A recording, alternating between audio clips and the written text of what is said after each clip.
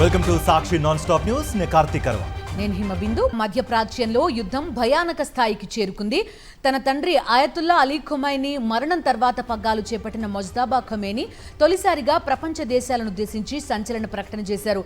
Israel, America దాడులకు ప్రతీకారం తీర్చుకుంటామని, అవసరమైతే ప్రపంచానికే కీలకమైన స్ట్రెయిట్ ఆఫ్ హార్ముజ్ చమురు మార్గాన్ని దిగ్బంధిస్తామని హెచ్చరించారు. ఈ పరిణామాలతో అంతర్జాతీయ మార్కెట్లో చమురు ధరలు ఆకాశాన్ని తాకుతున్నాయి. ఇరాన్ కొత్త సుప్రీం లీడర్ మొజ్తబా ఖమేనీ తన తొలి సందేశంతోనే యుద్ధం మరింత ముదురుతుందనే సంకేతాలిచ్చారు. ఇజ్రాయెల్ దాడుల్లో తన తండ్రిని మాత్రమే కాకుండా భార్య, కుమార్తెను కూడా కోల్పోయిన ఆయన ఇప్పుడు రక్తానికి రక్తం అనే నినాదంతో ముందుకొస్తున్నారు. ప్రపంచ చమురు సరఫరాలో 5వ వంతు వాటా ఉన్న స్ట్రెయిట్ ఆఫ్ హార్ముజ్ ని మూసివేస్తామని ఆయన చేసిన హెచ్చరిక ఇప్పుడు ప్రపంచ ఆర్థిక వ్యవస్థలను వణికిస్తోంది. ఇప్పటికే ఇరాక్ తీరంలో 2 చమురు ట్యాంకర్లపై దాడులు జరగడంతో అవి మంటల్లో చిక్కుకున్నాయి. ఫలితంగా ఇరాక్, ఒమన్ దేశాలు తమ చమురు టెర్మినల్స్ ని మూసేశాయి. ప్రపంచ చరిత్రలోనే ఇది అతిపెద్ద సరఫరా అంతరాయం అని ఇంటర్నేషనల్ ఎనర్జీ ఏజెన్సీ హెచ్చరించింది. మరోవైపు అమెరికా తన నౌకాదళం ద్వారా చమురు నౌకలకు రక్షణ కల్పిస్తామని చెప్తున్నప్పటికీ మార్కెట్లో భయాందోళనలు తగ్గడం లేదు. అటు కుటుంబ సభ్యుల మరణం, ఇటు తనపై జరిగిన దాడుల్లో గాయపడిన ముజ్తబా ఖమేనీ బయటకు కనిపించకపోయినప్పటికీ తన రాతపూర్వక ప్రకటనలతో అమెరికా స్థావరాలపై మరిన్ని దాడులు చేస్తామని హెచ్చరించారు. ఈ పరిణామాలు ప్రపంచ యుద్ధానికి దారితీస్తాయా లేక శాంతి చర్చలు మొదలవుతాయా అనేది ఇప్పుడు $1 మిలియన్ ప్రశ్న.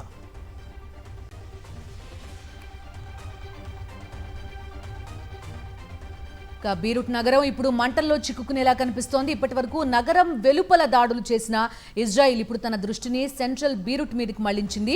ఇజ్రాయెల్ డిఫెన్స్ ఫోర్స్ ఒక భవనాన్ని ప్రత్యేకంగా మ్యాప్లో గుర్తించి అక్కడి ప్రజలు తక్షణమే వెళ్లిపోవాలని అల్టిమేటం జారీ చేసింది.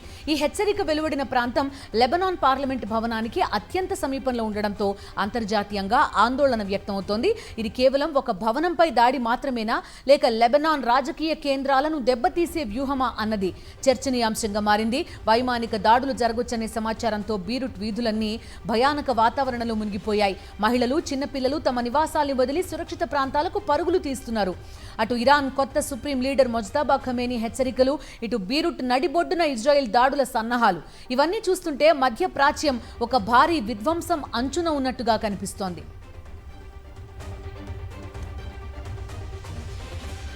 Moving on.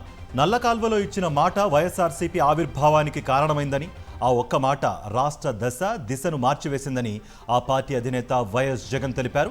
ఇవాళ వైఎస్ఆర్సీపీ ఆవిర్భవించి 15 ఏళ్లు పూర్తి చేసుకుని 16వ వసంతంలోకి అడుగుపెట్టింది. ఈ సందర్భంగా తాడేపల్లి పార్టీ కేంద్ర కార్యాలయంలో ఆవిర్భావ దినోత్సవ వేడుకలు ఘనంగా నిర్వహించారు.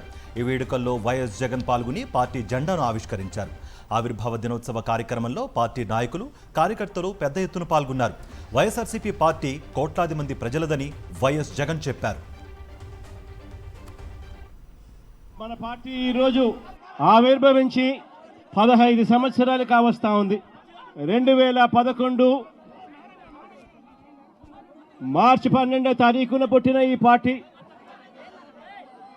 ఈ రోజుకి 15 సంవత్సరాలు పూర్తయి ఈరోజు దేశంలోనే వైఎస్ఆర్ కాంగ్రెస్ పార్టీ అన్నది ఒక మార్క్.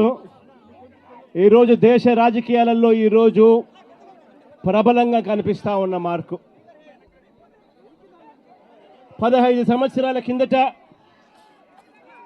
ఈ పార్టీ ఎలాంటి పరిస్థితిలో పుట్టింది అన్నది మనం అందరం కూడా ఒక్కసారి జ్ఞాపకం తెచ్చుకుంటే, ఈ పార్టీ ఆ రోజు నల్ల కాలువలో ఇచ్చిన ఒక మాట ఈరోజు వైఎస్ఆర్ కాంగ్రెస్ పార్టీ స్థాపనకు, ఎదుగుదలకు కారణమైంది. ఆ ఒక్క మాట నా కుటుంబ పరిస్థితులను మార్చింది. ఆ ఒక్క మాట రాష్ట్రంలో దిశ మార్చింది. ఆ ఒక్క మాట వైఎస్ఆర్ కాంగ్రెస్ పార్టీ అంకురార్పణకు శ్రీకారం చుట్టింది.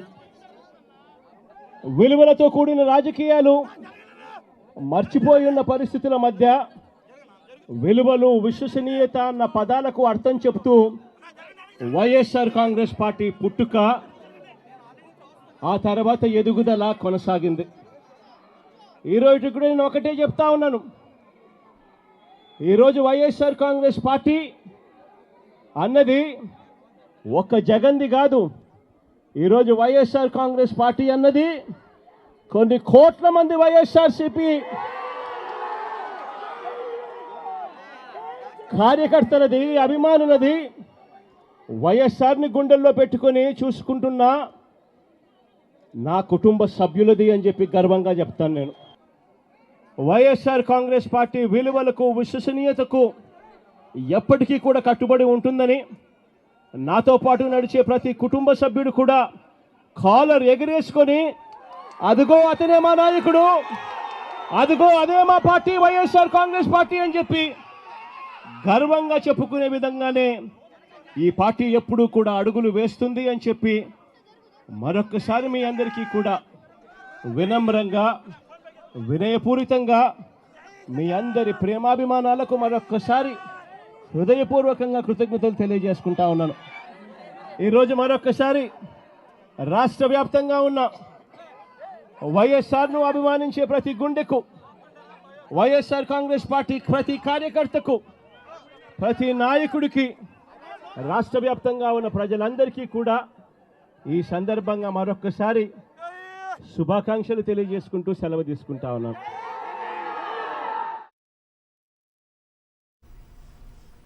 పార్లమెంట్లోని వైఎస్ఆర్సీపీ ఆఫీసులో పార్టీ ఆవిర్భావ వేడుకలు ఘనంగా జరిగాయి. ఎంపీలు కేక్ కట్ చేసి వేడుక చేశారు. పార్టీ శ్రేణులకు శుభాకాంక్షలు తెలియజేశారు. ఎంపీలు వైవి సుబ్బారెడ్డి, పిల్లి సుభాష్ చంద్రబోస్, అయోధ్య రామిరెడ్డి, గొల్ల బాబురావు, తనుజారాణి ఈ వేడుకల్లో పాల్గొన్నారు. పేద ప్రజల సంక్షేమమే వైఎస్ఆర్సీపీ లక్ష్యమని తెలిపారు. గొప్ప ఆశయం, ఆలోచనలతో వైఎస్ఆర్సీపీ ఆవిర్భవించిందని, తెలుగు ప్రజల సంక్షేమం కోసం పార్టీ ఏర్పడిందన్నారు.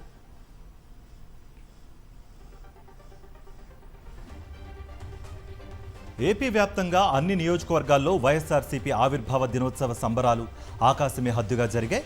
దివంగత సీఎం వైఎస్ రాజశేఖర రెడ్డి ఆశయ సాధన కోసం ఆయన కుమారుడు వైఎస్ జగన్ స్థాపించిన పార్టీ ప్రయాణాన్ని, ఎదుర్కొన్న సవాళ్లను, సాధించిన విజయాలను పార్టీ నేతలు, కార్యకర్తలు గుర్తు చేసుకున్నారు. ప్రజా సమస్యలపై గళమెత్తి మేనిఫెస్టో అమలు ద్వారా సరికొత్త సంక్షేమాభివృద్ధి శకాన్ని ఆవిష్కరించి దేశానికి వైఎస్ఆర్సీపీ దిక్సూచిగా నిలిచిందన్నారు ఆ పార్టీ నేతలు.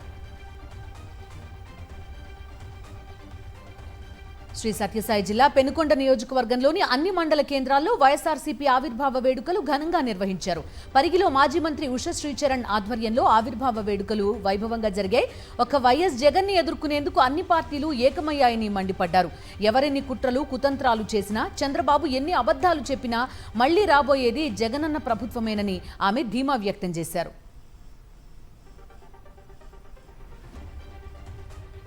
పేద ప్రజల సంక్షేమమే లక్ష్యంగా పనిచేసిన నాయకుడు వైఎస్ జగన్మోహన్ రెడ్డి అని కొనియాడారు సింగనమల నియోజకవర్గ సమన్వయకర్త సాకే శైలజానాథ్. సింగనమల బుక్కరాయ సముద్రంలో ఏర్పాటు చేసిన వైఎస్ఆర్సీపీ ఆవిర్భావ వేడుకల్లో ఆయన పాల్గొని పార్టీ జెండాను ఆవిష్కరించారు. కూటమి ప్రభుత్వం చేస్తున్న అరాచకాలను ప్రజలు గమనిస్తున్నారని, వచ్చే ఎన్నికల్లో వైఎస్ఆర్సీపీదే అధికారమన్నారు శైలజానాథ్.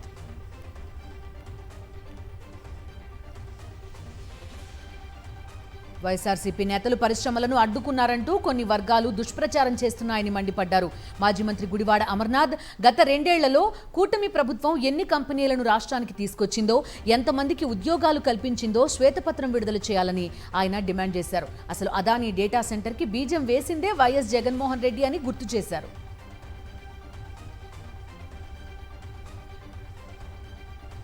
కూటమి ప్రభుత్వం అధికారంలోకి వచ్చాక ఆలయాలపై దాళ్లు పెరిగాయన్నారు మాజీ ఎమ్మెల్యే మల్లాది విష్ణు. వరుసగా జరుగుతున్న అపచారాలు, తప్పిదాలపై చంద్రబాబు ప్రభుత్వం పట్టునట్లుగా వ్యవహరిస్తోందని మండిపడ్డారు. స్వార్థ రాజకీయాల కోసం చంద్రబాబు శ్రీవారి లడ్డూలో కల్తీ జరిగిందని తప్పుడు ఆరోపణలు చేశారని ఆగ్రహం వ్యక్తం చేశారు.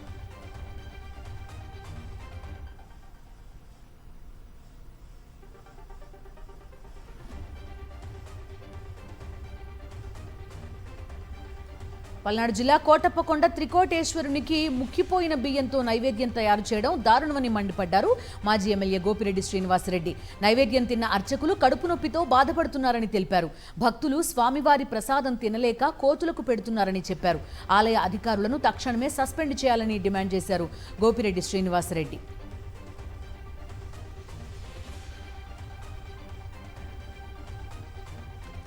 టీటీడీ చైర్మన్ బీఆర్ నాయుడు ఎక్కడికి వెళ్లారనే దానిపై ఎవరికీ ఓ క్లారిటీ లేదన్నారు జై భీమ్రావ్ భారత్ పార్టీ అధ్యక్షుడు జడ శ్రవణ్ కుమార్.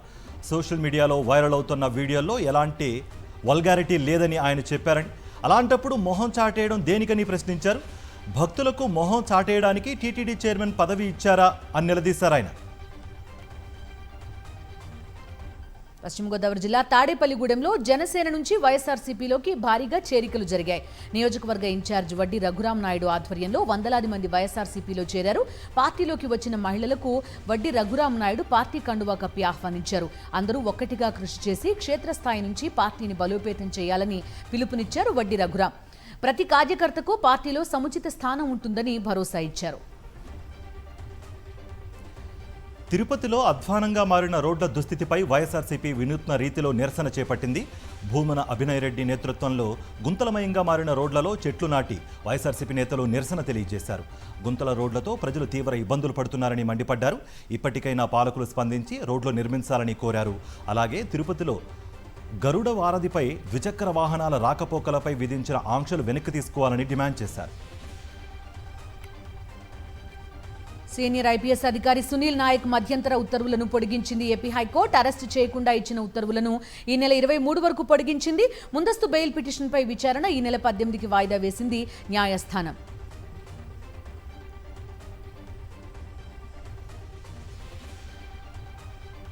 కృష్ణా జిల్లా కానూరులో ఎస్సీ కాలనీలో జేసీబీతో ఇల్లు కూల్చేందుకు అధికారులు యత్నించారు. అధికారులను ప్రతిఘటించాడు ఇంటి యజమాని. తమకు పట్టాలు ఇవ్వకుండా ఇల్లు ఎలా పడేస్తారంటూ ఆగ్రహం వ్యక్తం చేశాడు అతగాడు. అధికారుల తీరుపై పెనమలూరు నియోజకవర్గ వైఎస్ఆర్సీపీ సమన్వయకర్త దేవభక్తుని చక్రవర్తి ఆగ్రహం వ్యక్తం చేశారు. నోటీసులు ఇవ్వకుండా ఇప్పటికిప్పుడు ఇల్లు ఖాళీ చేయమంటే ఎలా అని ప్రశ్నించారు. బాధిత కుటుంబానికి న్యాయం చేయాలంటూ అక్కడే బైఠాయించారు చక్రవర్తి. దీంతో అధికార యంత్రాంగం హుటాహుటిన దిగివచ్చి బాధిత కుటుంబాన్ని ఇంటి పట్టా అందజేసింది. ఈసారి రైతు బంధు 2 విడతల్లో ఇవ్వనుంది తెలంగాణ సర్కార్. రైతు బంధు కోసం 9,000 కోట్లకు పైగా నిధులు అవసరమని అధికారులు తెలిపారు. 2 విడతల్లో 4,500 కోట్ల చొప్పున రైతు బంధు ఇచ్చే యోచనలో సర్కార్ ఉంది. 1-2 రోజుల్లో ఆర్థిక వ్యవసాయ శాఖ మంత్రితో ప్రత్యేకంగా భేటీ కానున్నారు సీఎం రేవంత్ రెడ్డి. గతేడాది 9 రోజుల్లో 9,000 కోట్లను విడుదల చేసింది ప్రభుత్వం. నిధుల కొరతతో ఈ ఏడాది 2 విడతల్లో రైతు బంధు ఇచ్చేందుకు ఏర్పాట్లు చేయాలని అధికారులకు ఆదేశాలు జారీ అయ్యాయి. హైదరాబాద్ ఫైనాన్షియల్ డిస్ట్రిక్ట్లో నూతనంగా నిర్మించిన మెడికవర్ ఆసుపత్రిని సీఎం రేవంత్ రెడ్డి ప్రారంభించారు. తాజాగా ఈ హాస్పిటల్ ప్రారంభోత్సవంతో భారత్లో మెడికవర్ గ్రూప్ ఆసుపత్రుల సంఖ్య 25కు చేరింది. అత్యాధునిక సదుపాయాలు, ఆధునిక వైద్య సాంకేతికతతో రూపొందించి 550 బెడ్స్ సామర్థ్యంతో ఏర్పాటు చేశారు. 5 సెకండ్లలో గుండె స్కాన్ చేసే అత్యాధునిక హార్ట్ స్కానింగ్ టెక్నాలజీని మొదటిసారిగా తెలుగు రాష్ట్రాల్లో ప్రవేశపెట్టారు. దాంతోపాటు అత్యాధునిక స్లైస్ సిటీ స్కాన్ సాంకేతికతను ఏర్పాటు చేశారు. హైదరాబాద్ దేశంలోనే ప్రముఖ హెల్త్ కేర్ హబ్గా అభివృద్ధి చెందుతోందన్నారు సీఎం. అత్యాధునిక వైద్య సాంకేతికతతో కూడిన ఆసుపత్రుల స్థాపన ప్రజలకు మెరుగైన వైద్య సేవలు అందించడంలో కీలక పాత్ర పోషిస్తోందన్నారు.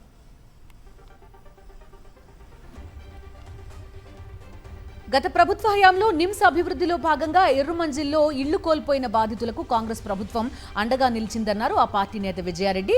గత ప్రభుత్వంలో నిమ్స్ ఎక్స్టెన్షన్లో భాగంగా చాలా మంది బాధితులు ఇళ్లు కోల్పోయారని, నిర్దాక్షిణ్యంగా వారిని బయటపడేశారని ఆవేదన వ్యక్తం చేశారు. బలవంతంగా ఖాళీ చేయించి ఇళ్లు కూలగొట్టారని తెలిపారు. ఇప్పుడు బాధితులందరికీ సెక్టర్ 4లో పట్టాలిస్తామని ప్రభుత్వం జీవో ఇచ్చిందన్నారు. ఇది ప్రజాపాలన ప్రభుత్వమని మరోసారి నిరూపితమైందన్నారు విజయారెడ్డి.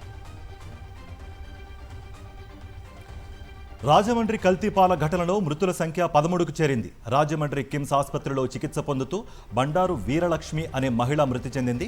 కల్తీపాలు తాగి అనారోగ్యానికి గురైన వీరలక్ష్మి గత 24 రోజులు మృత్యుతో పోరాడింది. క్రమంలో కిమ్స్ ఆసుపత్రిలో చికిత్స పొందుతూ చనిపోయారామె. అలాగే నిన్న 3 ఏళ్ల చిన్నారి జై కృతరాజ్ చనిపోయాడు. కల్తీపాల ఘటనలో నిన్న ఇవాళ వరుసగా జరిగిన ఈ మరణాలతో మృతుల సంఖ్య 13కు చేరుకుంది. నెల్లూరు జిల్లా కనుపూరులో ముత్యాలమ్మ జాతరలో మద్యం ఏరులై పారుతోంది. 3 రోజుల పాటు వైభవంగా నిర్వహిస్తున్న ముత్యాలమ్మ జాతరలో మద్యం విక్రయాలు జోరుగా సాగుతున్నాయి. జాతరలో అక్రమంగా జరుగుతున్న మద్యం విక్రయాలను అరికట్టడంలో ఎక్సైజ్ పోలీసులు పూర్తిగా విఫలమైనట్టు కనిపిస్తోంది. జాతరలో లిక్కర్ సేల్స్ కి గాను వాటాలు ఇస్తున్నామంటూ బహిరంగంగానే చెప్తున్నారు బెల్ట్ షాప్ నిర్వాహకులు. విజయనగరంలో ఓ కోచింగ్ సెంటర్ నిర్వాహకుడి కీచక పర్వం వెలుగులోకి వచ్చింది. మూడు లాంతర్ల జంక్షన్ వద్ద సారిపల్లి శ్రీనివాస్ అనే వ్యక్తి వినెక్స్ పేరుతో కోచింగ్ సెంటర్ నిర్వహిస్తున్నాడు. దాదాపు 70 మంది యువతులు ఇందులో టెట్, డిఎస్సి కోసం కోచింగ్ తీసుకుంటున్నారు. ఎక్కువ మార్కులు వేయిస్తానంటూ పలువురికి ఆశ చూపించి వారితో అసభ్యంగా ప్రవర్తించేవాడు. దీంతో దాదాపు 40 మంది బాధిత మహిళలంతా కలిసి టౌన్ పోలీస్ స్టేషన్లో ఫిర్యాదు చేశారు. మహిళా స్టేషన్కు కేసు బదిలీ చేసి దర్యాప్తు చేపట్టారు పోలీసులు.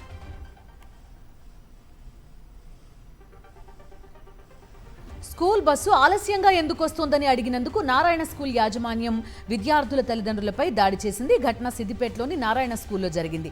బస్సు ప్రతిరోజు ఆలస్యంగా వస్తోందని, తమ పిల్లలు సకాలంలో స్కూలుకు చేరుకోలేకపోతున్నారని కొందరు పేరెంట్స్ యాజమాన్యాన్ని నిలదీశారు. మాటామాటా పెరగడంతో పేరెంట్స్పై నారాయణ స్కూల్ సిబ్బంది దాడి చేశారు.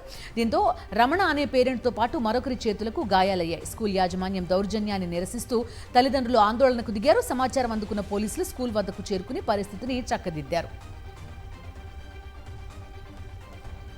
అనంతపురం జిల్లా గుత్తి పోలీసులు గుర్తు తెలియని మహిళ మృతదేహం పట్ల నిర్లక్ష్యంగా, బాధ్యతారాహిత్యంగా వ్యవహరించారు.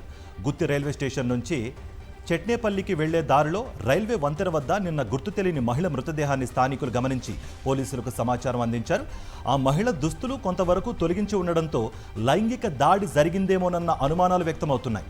అయినా పోలీసులు ఏమాత్రం సంకోచించకుండా ఆమె కుటుంబ సభ్యులు, బంధువుల కోసం వేచి చూడకుండా మృతదేహాన్ని పూడ్చిపెట్టారు. మహబూబాబాద్ జిల్లా రష్యా తండా వద్ద బైక్ ని గుర్తు తెలియని వాహనం ఢీకొట్టిన ఘటనలో 2 మృతి చెందారు. మృతులు గాలివారిగూడెం గ్రామానికి చెందిన ఉదయ్ కిరణ్, భిక్షంగా గుర్తించారు. ప్రమాదంలో 2 అక్కడికక్కడే చనిపోయారు. ప్రమాదంలో ఒకే గ్రామానికి చెందిన 2 మృతి చెందడంతో గాలివారిగూడెంలో విషాద వాతావరణం నెలకొంది. ఎన్టీఆర్ జిల్లా మైలవరం ఎన్ఎస్పీ కాలనీ వద్ద కారు బీభత్సం సృష్టించింది. వేగంగా వెళుతున్న కారు ఒక్కసారిగా అదుపు తప్పింది. రోడ్డుపై వెళుతున్న 2 వీలర్ వాహనాలను వెనుక నుంచి ఢీకొడుతూ పక్కకు దూసుకువెళ్లింది. ఈ ఘటనలో ఒకరు అక్కడికక్కడే మృతి చెందగా మరో 2కి తీవ్ర గాయాలయ్యాయి. కారులో ప్రయాణిస్తున్న వారు కూడా స్వల్పంగా గాయపడ్డారు. వారందరినీ ప్రభుత్వ ఆసుపత్రికి తరలించారు. ప్రమాదంలో చనిపోయిన వ్యక్తిని మైలవరం మండలం సబ్బపాడు గ్రామానికి చెందిన చాట్ల వెంకటేశ్వరరావుగా గుర్తించారు పోలీసులు. ఇంటర్ పరీక్ష రాసేందుకు వెళ్తున్న 2 విద్యార్థులను లారీ మృత్యువు రూపంలో కబళించింది. ఈ విషాద ఘటన రంగారెడ్డి జిల్లా పెద్దషాపూర్ వద్ద జరిగింది. షాద్నగర్ నియోజకవర్గం కొత్తూరుకు చెందిన 2 విద్యార్థులు శంషాబాద్లోని ఒక ప్రైవేట్ కాలేజీలో పరీక్ష రాసేందుకు బైక్పై వెళ్తుండగా పెద్దషాపూర్ వద్ద లారీ ఎదురుగా వచ్చి ఢీకొట్టింది. ప్రమాదంలో 2 విద్యార్థులు అక్కడికక్కడే మృతి చెందారు.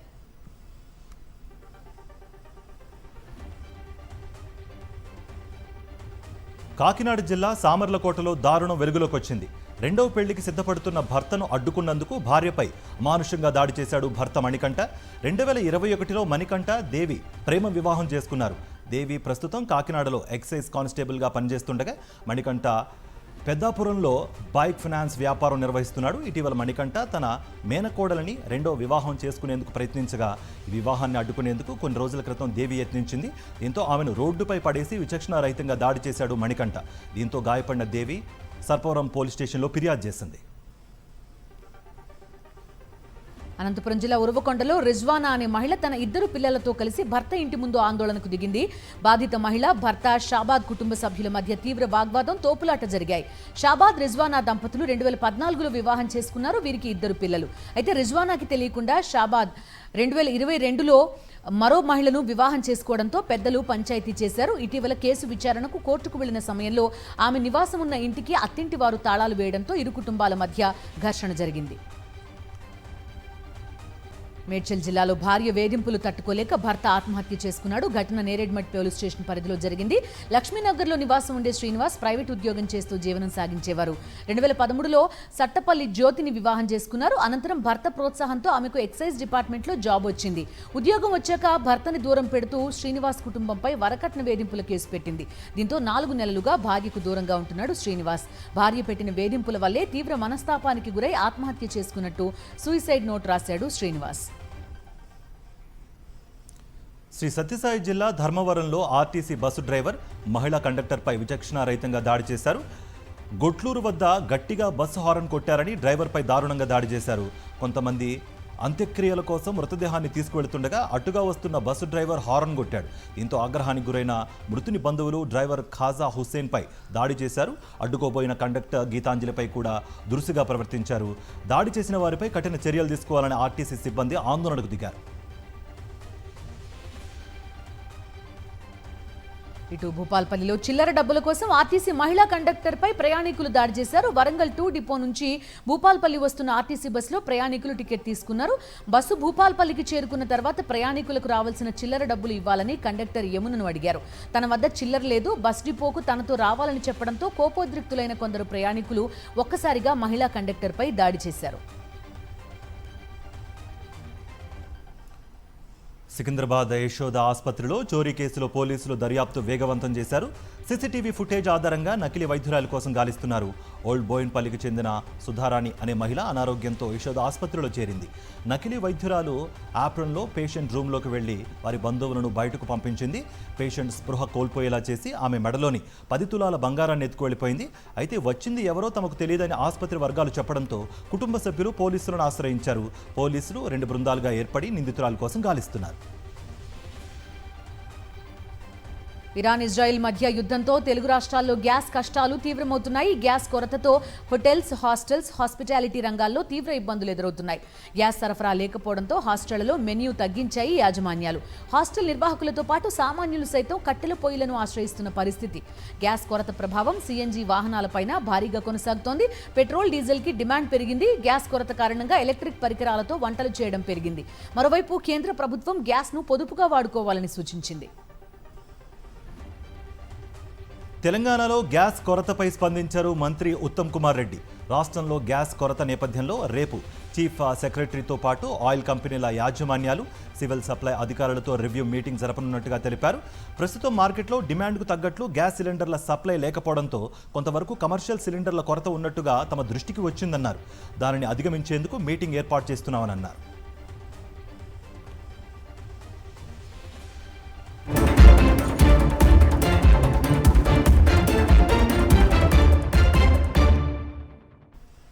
పశ్చిమాసియా యుద్ధం నేపథ్యంలో దేశంలో కష్టాలు పెరుగుతున్నాయి. ఎల్పీజీ కొరతను అరికట్టేందుకు కేంద్రం చర్యలు చేపడుతోంది.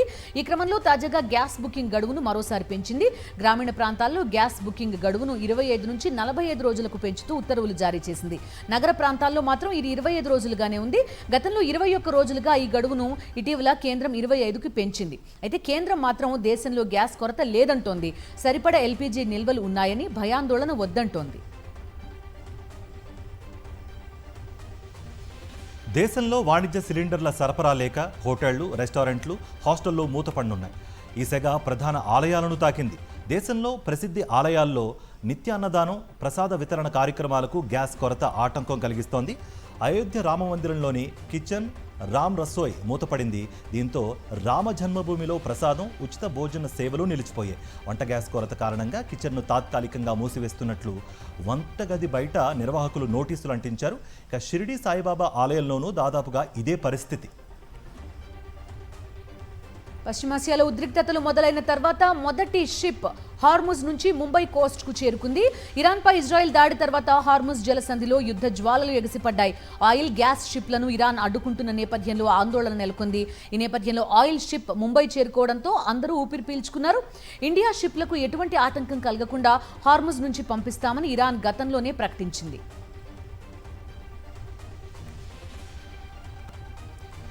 ఎల్పీజీ కొరతపై లోక్సభలో కేంద్రాన్ని ప్రశ్నించారు ప్రతిపక్ష నేత రాహుల్ గాంధీ. భారత ఇంధన అవసరాలను అమెరికా శాసిస్తోందా అని నిలదీశారాయన. భారత్ లాంటి దేశం అమెరికా అధ్యక్షుడి ఆదేశాలు ఎందుకు పాటించాల్సి వచ్చిందని అడిగారు. ఈ క్రమంలో పెట్రోలియం శాఖ మంత్రి హర్దీప్ సింగ్ పురీకి ఎప్స్టీన్తో సంబంధాలున్నాయని రాహుల్ గాంధీ వ్యాఖ్యానించడం సభలో దుమారం రేపింది. రాహుల్ కామెంట్స్పై స్పీకర్ ఓం బిర్లా తీవ్ర అభ్యంతరం వ్యక్తం చేశారు. గ్యాస్ అంశంపై మాట్లాడాలని స్పష్టం చేశారు. అయినా రాహుల్ వినకపోవడంతో ఆయన ప్రసంగాన్ని మధ్యలోనే ఆపివేశారు. వంట గ్యాస్, ఇంధన లభ్యతపై కేంద్రం కీలక ప్రకటన చేసింది. దేశంలో పెట్రోల్, డీజిల్ కొరత లేదని స్పష్టం చేసింది. హార్ముజ్ జలసంధి మూతబడినా భారత ఇంధన భద్రతకు ఢోకా లేదన్నారు పెట్రోలియం శాఖ మంత్రి హర్దీప్ సింగ్ పూరి. భారత్ 40 దేశాల నుంచి క్రూడ్ కొనుగోలు చేస్తోందని తెలిపారు. అలాగే గత 5 రోజుల్లో ఎల్పీజీ ఉత్పత్తి 28% పెంచామని వివరించారు. గ్యాస్, ఇంధన సంక్షోభం పేరిట వస్తున్న వదంతులు నమ్మొద్దని స్పష్టం చేశారు.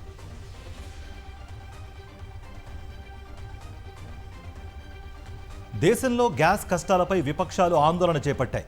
పార్లమెంట్ ప్రాంగణంలో ఇండియా కూటమి ఎంపీలు నిరసన ప్రదర్శన నిర్వహించారు.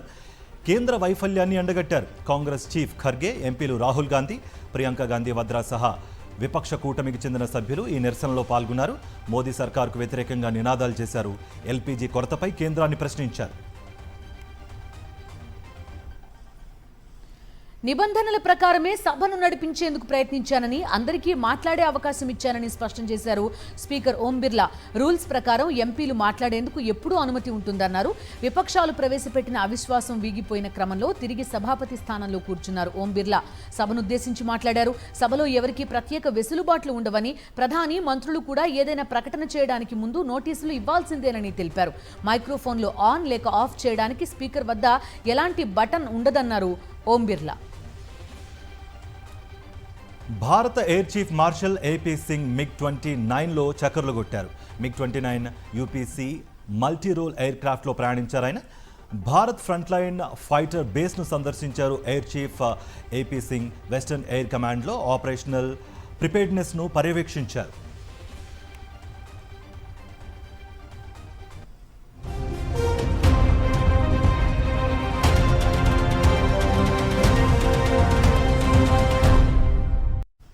అంతర్జాతీయ వార్తలు చూద్దాం. అమెరికా వ్యూహాత్మక తప్పు చేస్తే ప్రపంచంలోని మరో కీలక సముద్ర మార్గాన్ని కూడా నిలిపివేస్తామని హెచ్చరించింది ఇరాన్.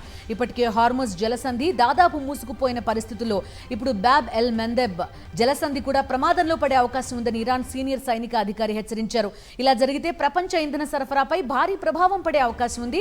అల్ జజీరాకి ఇచ్చిన ఇంటర్వ్యూలో ఇరాన్ సైనిక అధికారి ఈ మేరకు కీలక వ్యాఖ్యలు చేశారు. త్వరలోనే ఈ ప్రాంతం పెద్ద ప్రాంతీయ యుద్ధంలోకి వెళ్లే అవకాశం ఉందని వ్యాఖ్యానించారు. పశ్చిమాసియాలో యుద్ధ జ్వాలలు రగులుతున్నాయి. గల్ఫ్ దేశాలపై ఇరాన్ దాడులు కొనసాగుతున్నాయి. దుబాయ్ సిటీని మరోసారి టార్గెట్ చేసింది టెహరన్. డౌన్ టౌన్ పేలుళ్లతో దద్దరిల్లిపోయింది. ఓ హై రైజ్ బిల్డింగ్లోని 57వ అంతస్తును ఇరాన్ డ్రోన్ ఢీకొట్టింది. దీంతో నివాస సముదాయాన్ని పొగ కమ్మేసింది. దుబాయ్ డౌన్ టౌన్ ప్రాంతంలోనే బుర్జ్ ఖలీఫా సహా పలు ప్రముఖ కట్టడాలు ఉంటాయి. అటు కువైట్ ఎయిర్పోర్ట్ పైన ఇరాన్ దాడులు జరిపింది. అయితే ఈ దాడిలో ఎలాంటి నష్టం జరగలేదని విమానాశ్రయ వర్గాలు వెల్లడించాయి.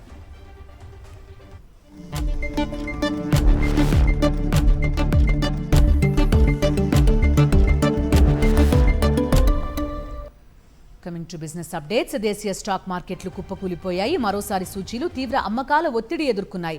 అంతర్జాతీయంగా చమురు ధరలు మరోసారి భగ్గుమనడం సెంటిమెంట్ని దెబ్బతీసింది. సెన్సెక్స్ 829 పాయింట్లు నష్టపోయి 76,034 వద్ద స్థిరపడగా నిఫ్టీ 227 పాయింట్ల నష్టంతో 23,639 వద్ద ముగిసింది. డాలర్తో రూపాయి మారకం విలువ 92.17గా ఉంది. దేశంలో బంగారం ధరలు స్వల్పంగా తగ్గాయి. 24 క్యారెట్ల 10 గ్రాముల బంగారం ధర 1,090 రూపాయలు తగ్గి 1,62,220కి చేరింది. 22 క్యారెట్ల 10 గ్రాముల బంగారం ధర 1,000 రూపాయలు తగ్గి 1,48,700 రూపాయలు పలుకుతోంది. ఇవాళ వెండి ధరలు స్థిరంగా ఉన్నాయి. కేజీ వెండి ధర 10,000 తగ్గి 2,80,000 పలుకుతోంది. రైట్, ఇవి నాన్ స్టాప్ న్యూస్ అప్డేట్స్.